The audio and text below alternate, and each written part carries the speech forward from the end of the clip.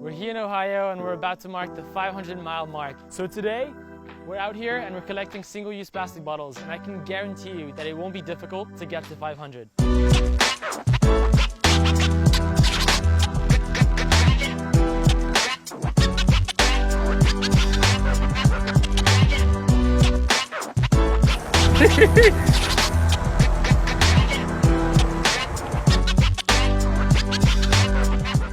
Finally made it to Columbus, Ohio, and I'm standing here in front of the COSI Museum, which is the biggest science museum in the country. We're giving the first big speech. Super excited to be meeting some local activists, some nonprofits, and state representatives.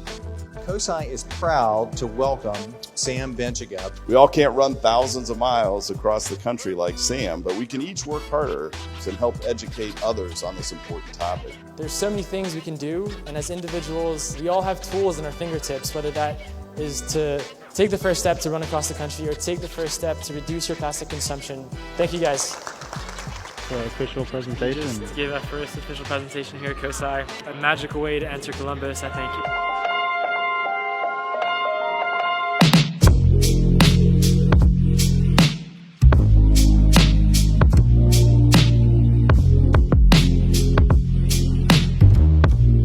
So we're here in the Rumpke Recycling facility in Columbus, Ohio, and after picking up 500 plastic bottles, it has been so difficult to find a recycling facility in Ohio that would take them and actually recycle them. 6 days of having them in the RV. It's great to be here at Rumpke and to know that they're actually fully going to get recycled and not just sit in a landfill somewhere for hundreds of years.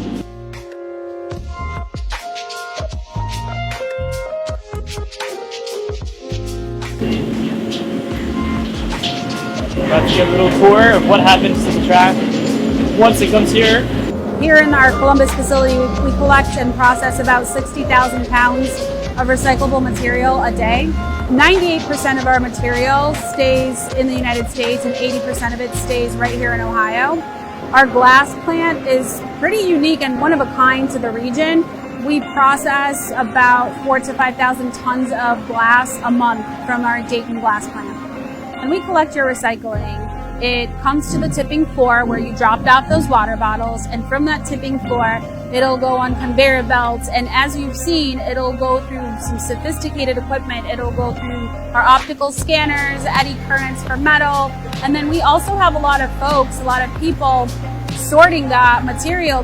So after the material is baled, like it is right here, it'll go off on trucks and we'll take it to end users, companies that'll be able to do something with this material. The aluminum cans, for example, they will be back on the shelf in 60 days. To mark off the end of the day and how many miles we did, today is the 37th day of this journey, the last day of August. First 30 miles. Oh boy, that feels good. On to the next one. On to the next one.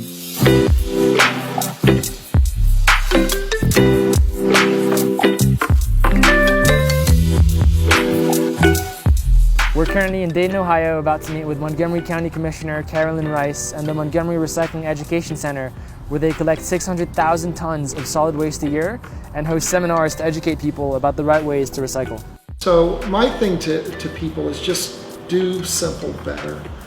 Don't make the message overly complicated. People don't like overcomplicated messaging because then they're just like either they're not going to do it or they're just going to end up doing it wrong because they're not sure if they're doing it right. So kids have a powerful lobbying ability both at home and in the public. And again, things like what you're doing, that inspires kids to become involved in different ways and different activities. So education and outreach with young people is just highly critical, I think, in our country.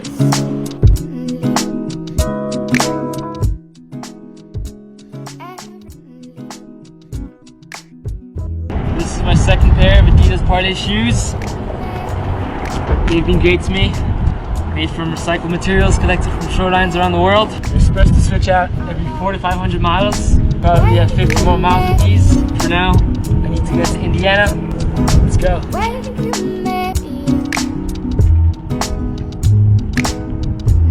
Almost there, Indianapolis.